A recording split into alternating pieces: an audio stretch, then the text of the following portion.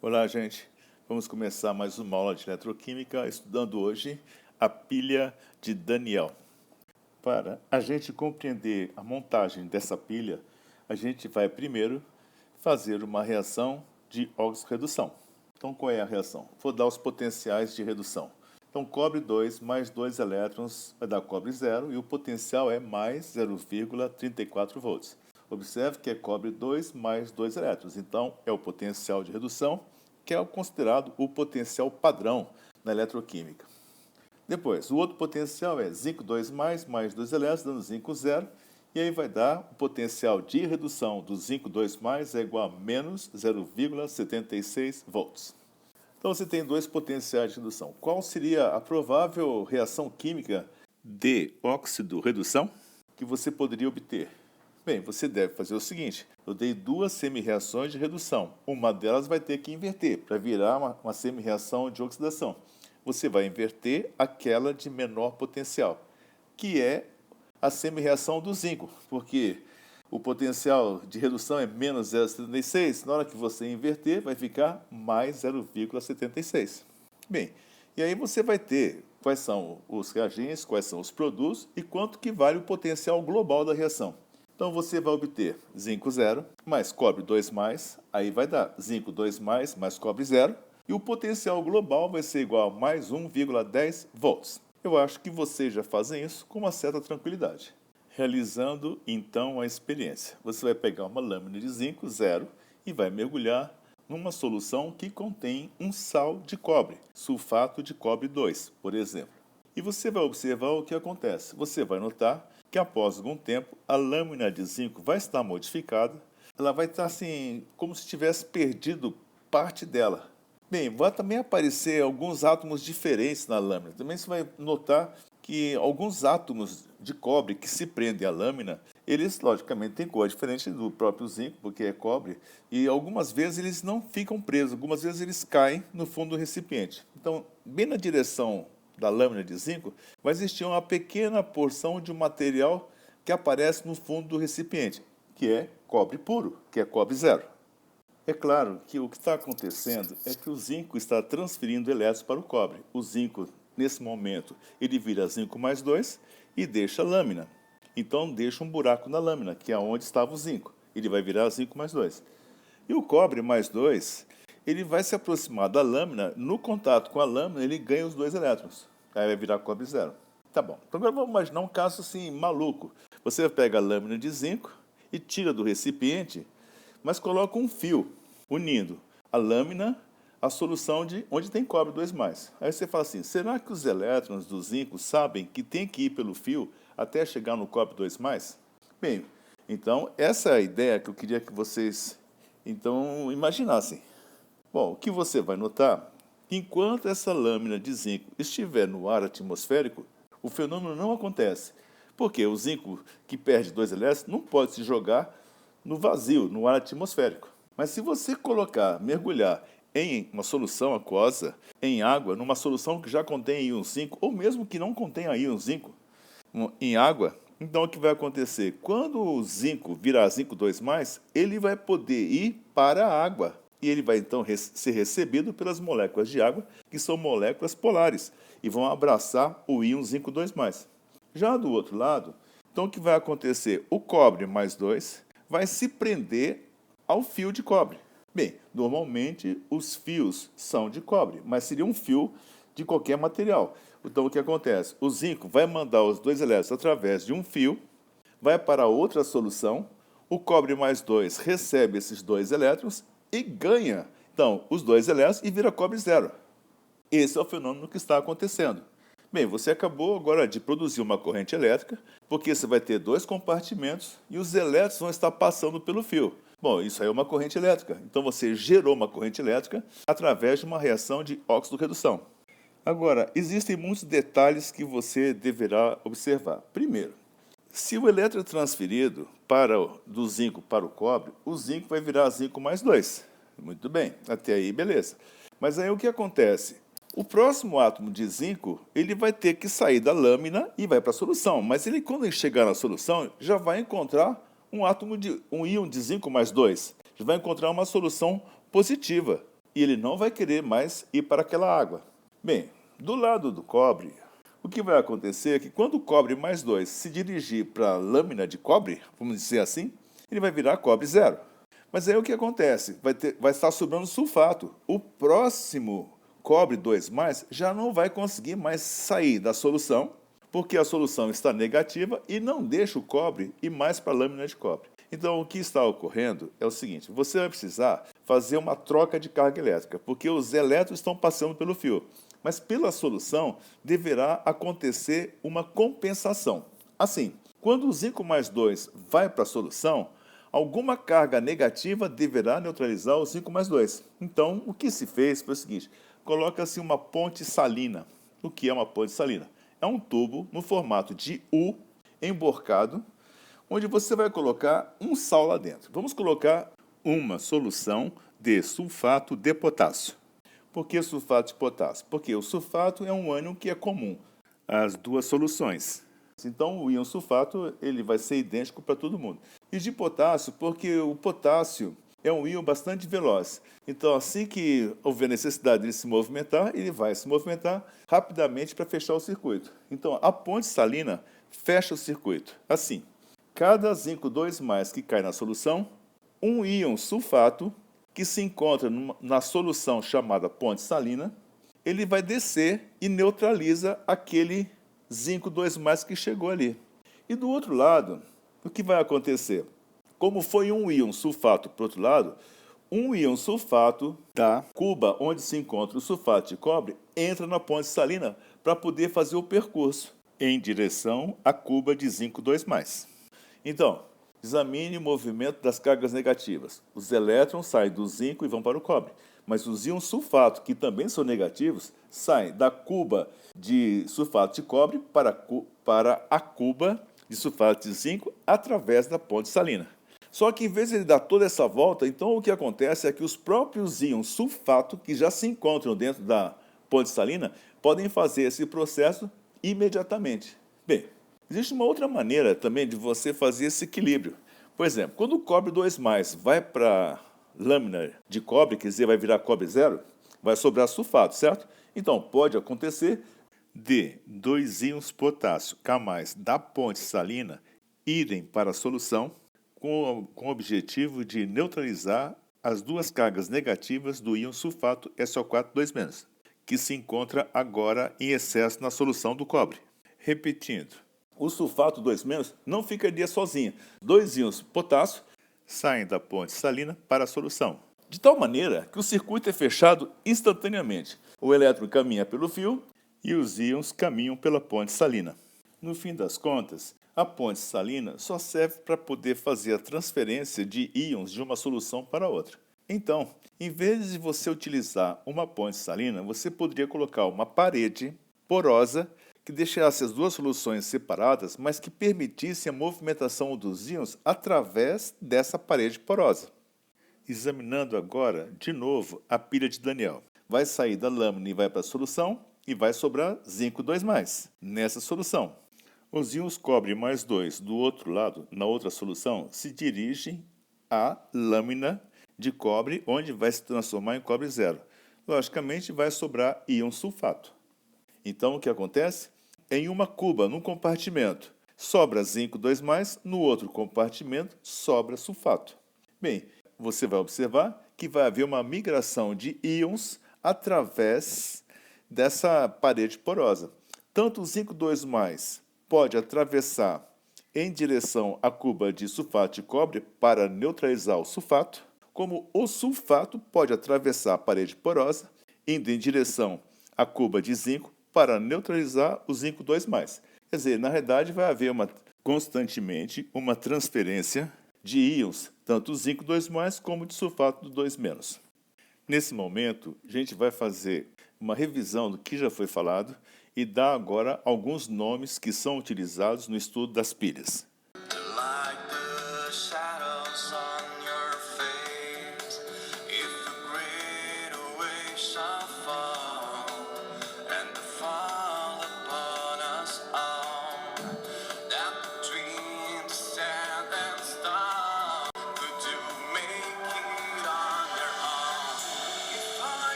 Quais são as duas semi-reações da pilha de Daniel?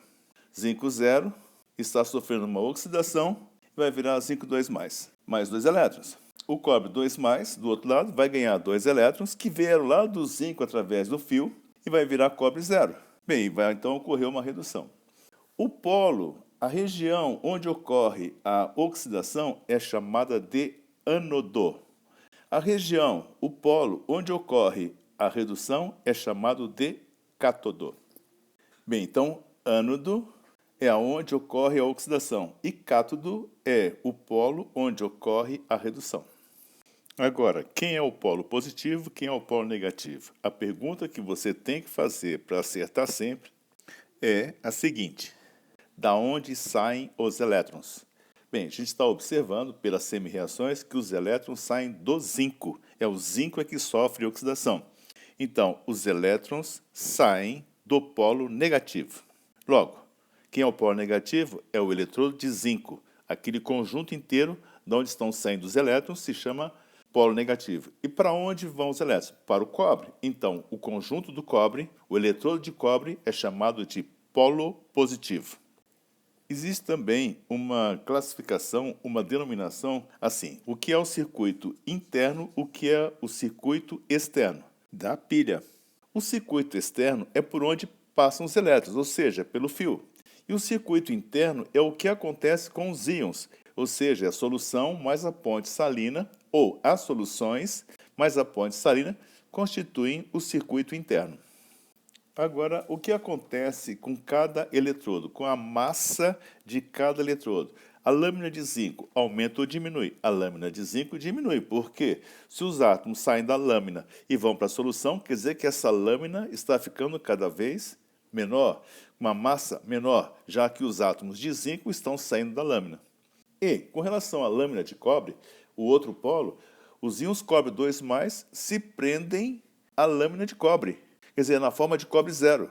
Quer dizer que cada vez chega um átomo novo e aquela lâmina do lado do cobre vai ficando cada vez mais espessa, mais rica em novos átomos de cobre. E o que acontece com a concentração das soluções? Do lado do zinco, o que vai acontecer é que cada vez chega novos átomos de zinco que saem da lâmina para a solução, vai ficando mais concentrada. E do lado do cobre, cada vez sai um íon cobre 2+, em direção à lâmina, que vai virar cobre 0, quer dizer que essa solução vai ficando pobre em íons cobre, logo vai ficando menos concentrada em cobre. Finalmente, existe uma representação internacional para indicar as pilhas. Por exemplo, nesse caso da pilha de Daniel, ficaria assim. Você iria escrever da seguinte maneira: zinco 0 barra zinco 2+. O que significa isso? E essa é a transformação que está ocorrendo. O zinco 0 está virando zinco 2+. Do outro lado, o que está acontecendo? Cobre 2+ barra cobre 0. Quer dizer que o cobre 2+ está virando cobre 0. E para você dizer que essas duas partes estão interligadas, você coloca duas barras. Então, sempre que você vê as duas barras, isso significa que agora um compartimento está interligado com outro compartimento. Cada traço desse significa uma superfície de separação. O duplo traço significa a ponte salina ou a parede porosa. Afinal de contas, o que é pilha? Pilha é uma reação de óxido-redução que ocorre em compartimentos separados. A oxidação num compartimento e a redução em outro compartimento. E a transferência de elétrons, então, é feita através de um fio. Fazendo agora alguns exercícios. Exemplo 1.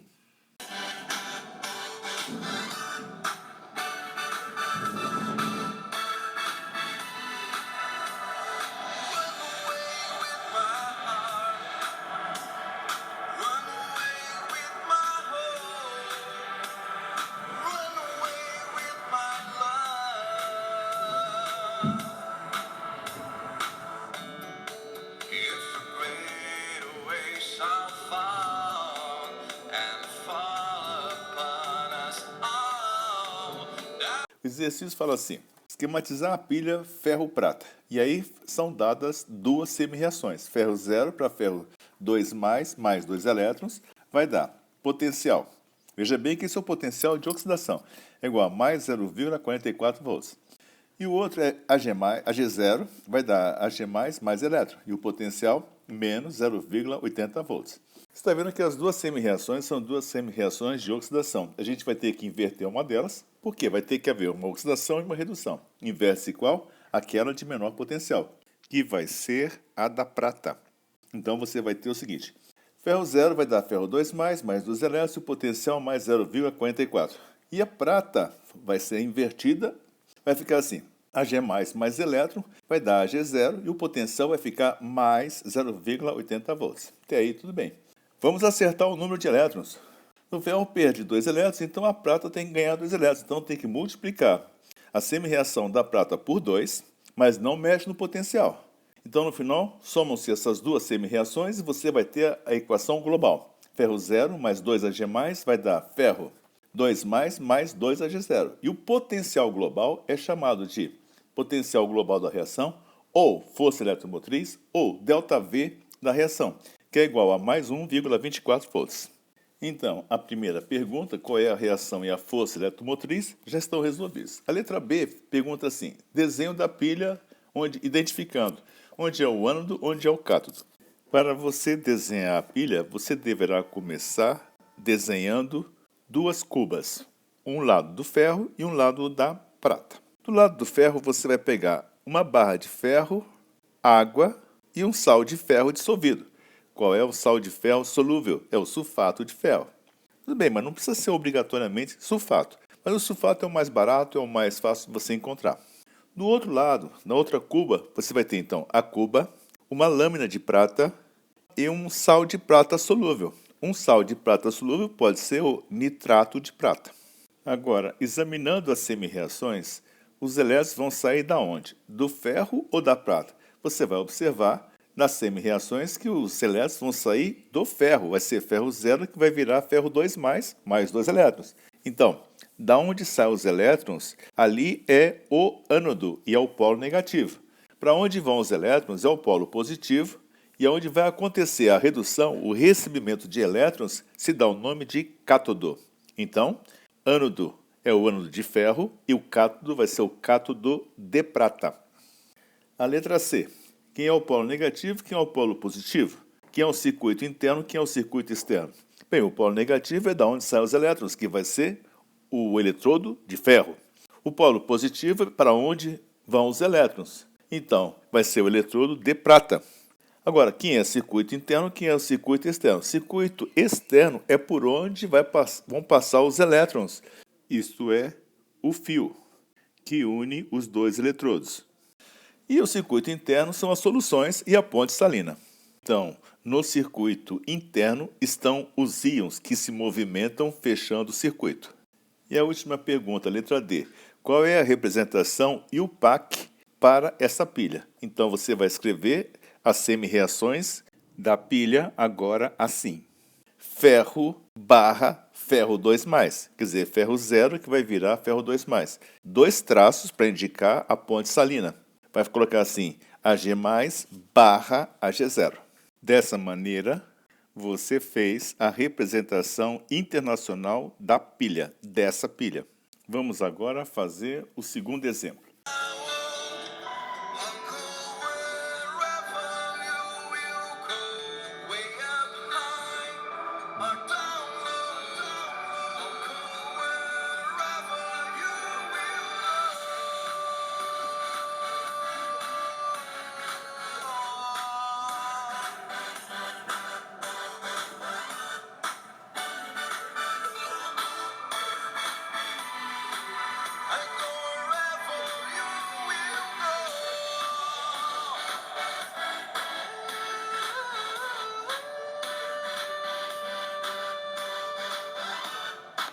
Nesse segundo exemplo, o enunciado é o seguinte: determinar o potencial de oxidação e de redução do cádmio, sabendo que a força eletromotriz da pilha ferro-cádmio é igual a 0,04 volts e que o polo negativo é o ferro. Dados: ferro 2+, ferro 0, potencial igual a menos 0,44 volts. Cádmio 2+, cádmio 0, potencial X volts. É o que você vai tentar descobrir.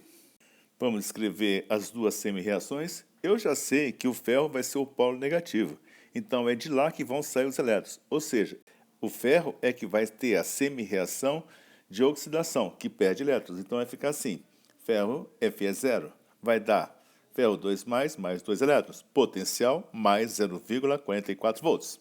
E o cádmio é quem vai receber o elétron. Cádmio 2+, mais 2 elétrons vai dar cádmio 0. E o potencial é X volts. Esse é o potencial de redução do cádmio. Tá bom. Vamos somar para você saber descobrir agora qual é a reação global. A reação global é essa aqui. Ferro 0 mais cádmio 2+, vai dar ferro 2+, mais cádmio 0. Os elétrons foram cortados, tudo bem? E o potencial global foi dado no enunciado. O potencial global da reação é 0,04 volts. Como é que você faz o cálculo do potencial global? O potencial global é o potencial de oxidação, da semi-reação de oxidação, mais o potencial da semi-reação de redução. Então, você vai escrever assim, potencial global, 0,04. Potencial de oxidação do ferro, 0,44. Mais potencial de redução do cádmio, X, que vai ficar mais X. Faz essa conta, o X vai ser igual a menos 0,40 volts. Conclusão, cádmio 2+, mais 2 elétrons, vai dar cádmio 0. E o potencial vai ser igual a menos 0,40 volts. Ou, se você inverter a reação, ficaria assim, cádmio 0, vai dar cádmio 2+, mais 2 elétrons, e o potencial vai ser igual a mais 0,40 volts.